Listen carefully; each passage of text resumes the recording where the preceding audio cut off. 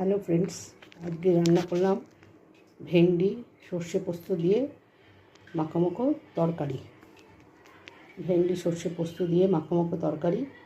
ভেন্ডিগুলো এই দেখতে পাচ্ছ যেভাবে কেটেছি, এইভাবে প্রত্যেকটা ভেন্ডি কেটেছি। বড়গুলো একটু মাঝখান থেকে কেটেছি করে মশলা দিয়েছি, সর্ষে পোস্ত কাঁচা লঙ্কা, আর কিছু মশলা দিইনি। দিয়ে এটা পেস্ট করে নিয়েছি। আর কীভাবে রান্না করলাম সেটা তোমাদের বলছি।